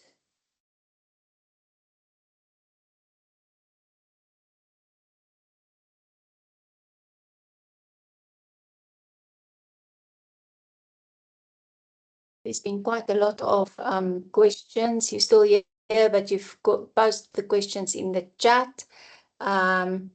Right, can I just ask the moderator to check for me? I'm seeing a lot of comments. Jason, okay, right. Let's just go to the comments in the chat. There's 5 points. If for both I understand, but if one or the other, how do you propose to handle the distinct provincial regulations and competent authorities? Then also, will the entire development be included in the application, or will, for example, power lines be submitted in a separate application? Will we be included in that INA register as well, or will we need to register anew? The third point, why are former specialists being used? Does this not open the assessment up to former buyers, and would using new specialists now make your assessment more robust? Fourth point, will all updates to specialist reports include new site visits and assessment and not just a desktop exercise? And then lastly, I have pulled the DFFE screening tool report for Bantam's Klip and the terrestrial, that's the fauna, flora inclusive and aquatic sensitivities, amongst others, are extremely high. I understand that the assessment alternative locations has identified these areas, but in terms of technologies versus environmental sensitivities, there are surely better areas for alternative energy development in terms of environmental sensitivity and impact, especially considering the Benguela Gallas ocean interactions, which represent an ecotone of sorts. Right. So can I ask Ash to just lead us through the responses to these points, please? Yeah, thanks so much. I see that Ms. Swanepoel also did put one question further up about whether it's Tastepunt and Bantam's Klip or Tastepunt or Bantam's Klip. At this stage, they are alternatives, so it will be or. So it will be or Bantam's Klip, or Tastepunt or Bantam's Klip. In terms of the competent authorities, the competent authority will be the national authority, the DFFE. The provincial authorities will be consulted as the commenting authorities. This is a requirement under the regulations. So we will need to be having specific engagements with them. And then also with the local and district municipalities as well. So we're looking at that. In terms of the EIA and under the legal framework, we will be highlighting as many of the legal requirements as we can in terms of national, provincial, and local legislation. We will be highlighting and pulling out any relevant requirements. In terms of the applications themselves, our scope of work is inclusive of just the generation facility up to the HV yard. The power lines will be a separate application. We're not sure when these will be done. It will be a different applicant. So our applicant is Eskom Generation or Eskom Holdings Stock Limited. The power lines will be under the National Transmission. What's it? the National Transmission Company, South Africa. Thank you. I can never get it right. NTCSA. So they will be the applicant, and it will be a separate application. It is likely that a different EQ will do that process. So although they will be able to request the database from this process, it is likely that you may need to just register again anew, just to make double sure that you are included on that register when they do start. Using former specialists, I do believe that it doesn't introduce any bias. We actually we are going to benefit greatly from their previous experiences.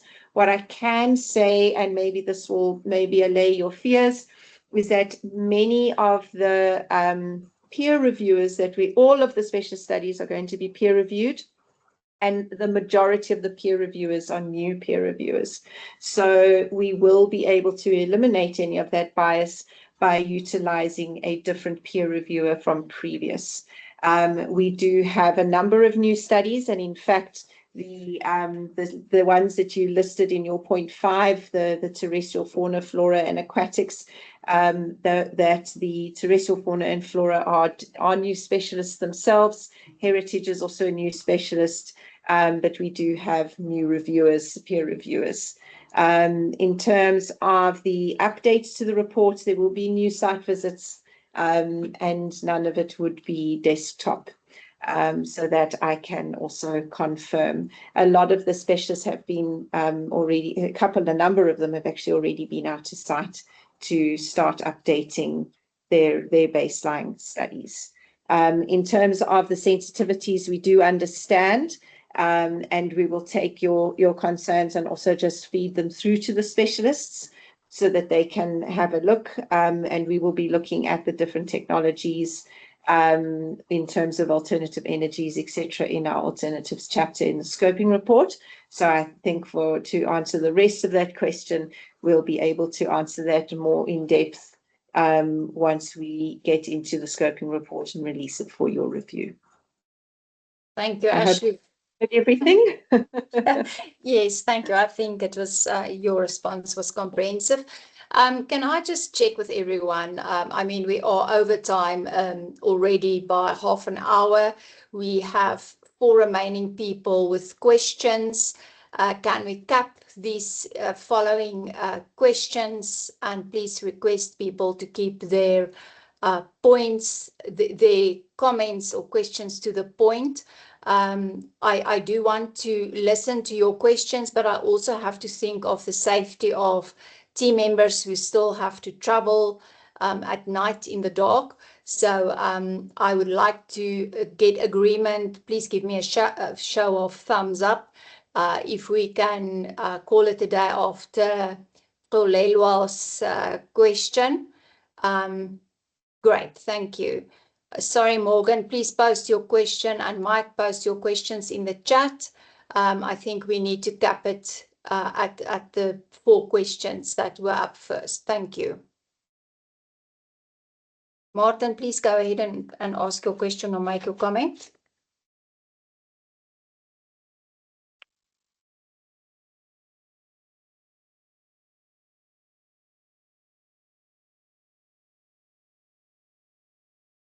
You are on mute.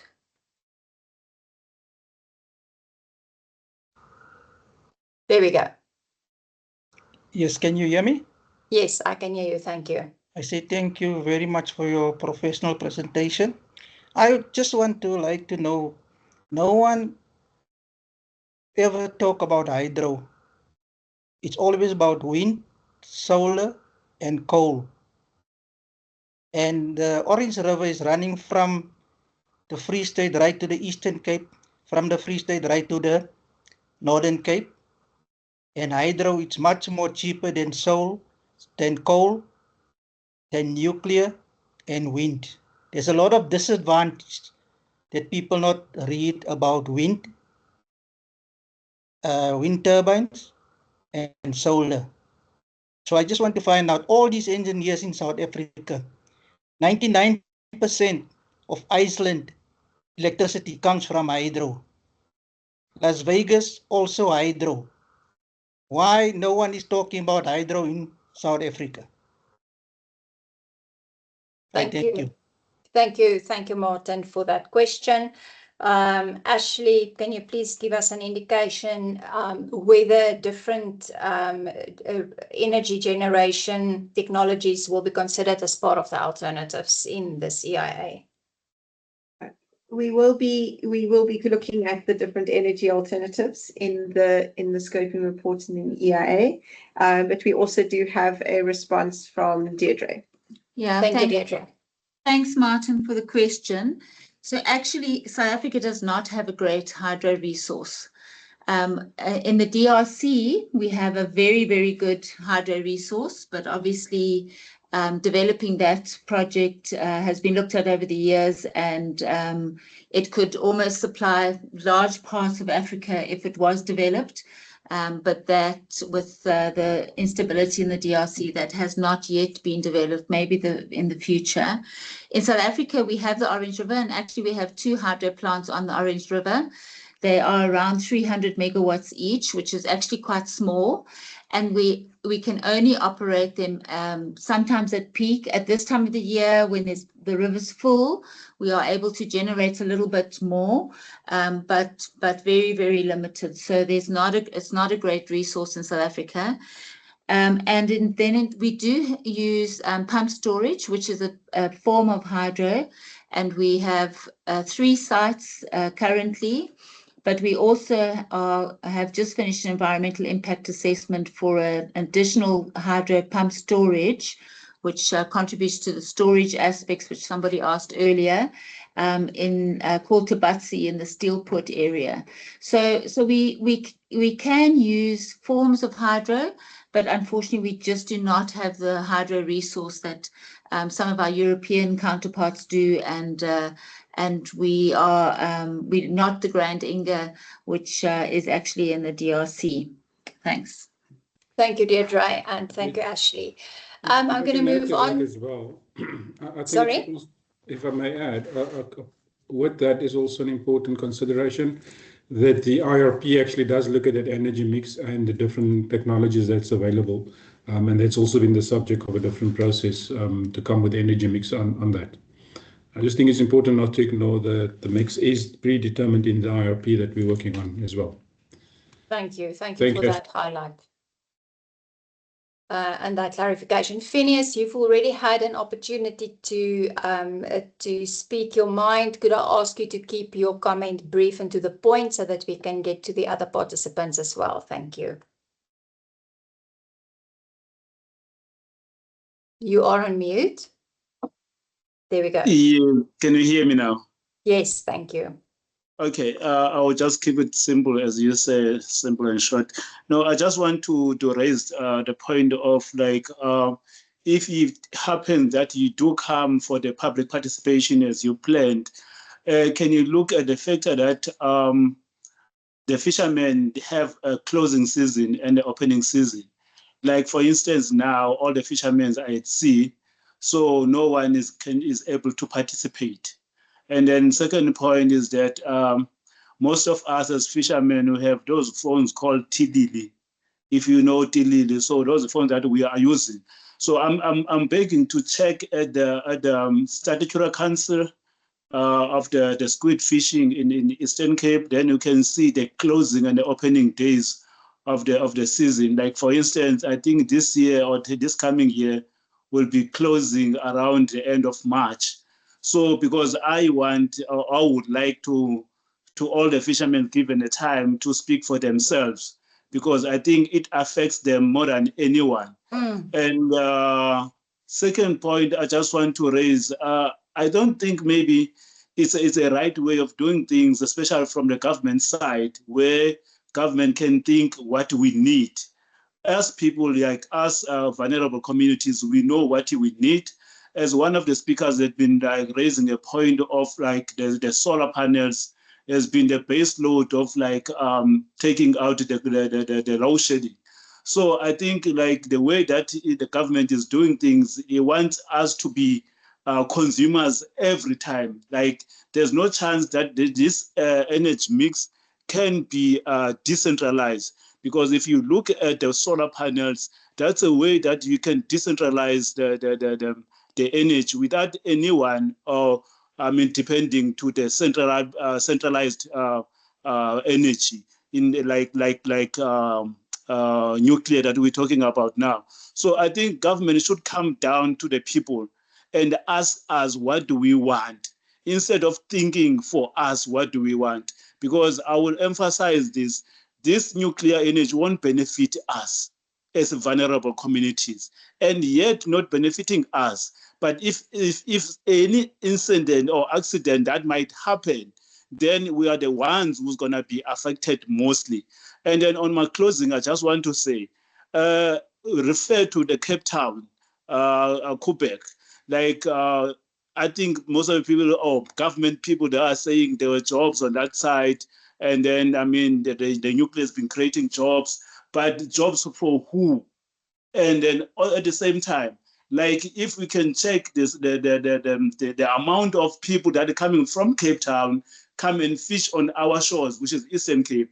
It's like Eastern Cape has been flooded by the most people that are coming from Cape Town and fishing this side. So if ever you say Quebec is safe, is not killing marine life, why those people are flooding like from Cape Town side and flooding the Eastern Cape come to fishing? So I'm talking about the experience, not the research. So sometimes people that are sitting there on top, they like look things in a different way that us people that we're experiencing the thing, which is like I'm trying to say, maybe you can see as it like economic wise might benefit Eastern Cape, but what I'm saying as a person that is affected is not going to benefit us as Eastern Cape people, because those people from Cape Town, they are running from Cape Town because of the nuclear is one of the problems. If ever the nuclear was giving more fish and then making the fish getting bigger, why those people are running to Eastern Cape and getting the fishing? So I'm trying to say some things when you sit there on top on that shed that is got wheels, you can say everything is fine until you get on the bottom where we are. We say here on the bottom, we want everything to be explained properly so that we can have our word be heard, that these things are affecting us, and then we don't have money to go to the good doctors and treat ourselves when this type of things happen. So we can't turn a blind eye that Fukushima has accident there, and then who were affected. So we're living close to the ocean. So first people that will be affected is us, not the people that are living in Joburg and then on those parliaments. So I want to say government must stop taking a decision on behalf of us vulnerable people. So should come to us and ask us, what do we want? Thank you. Thank you. Thank you. Thank you, Phineas. We hear you, we respect you, and we've noted your comments and your heartfelt concerns, and we acknowledge that your lived experience is critical for consideration in this environmental impact assessment. Thank you for highlighting the point about the opening and closing seasons for fishers. We will definitely take that into consideration, especially during the consultation periods, because it's critical for us to consult with the fishers. And then with regards to government decisions, I just maybe want to highlight that we need to distinguish between government-run processes and a specific EIA. This environmental impact assessment will specifically deal with Eskom's proposed nuclear plant, and that is the reason for assessing potential impacts and also for consulting with local communities and affected coastal communities and people to determine how you will be impacted and to understand exactly your lived experience. So thank you for contributing those issues.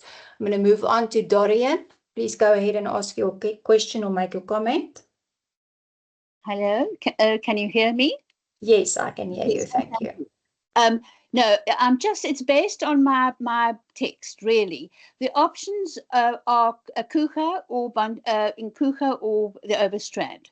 Now, I take it that the decision, whether it's the one or the other, will be taken in February 2027, once the process has been completed, because the process in Overstrand will run concurrently with the process in Kucha, I take it.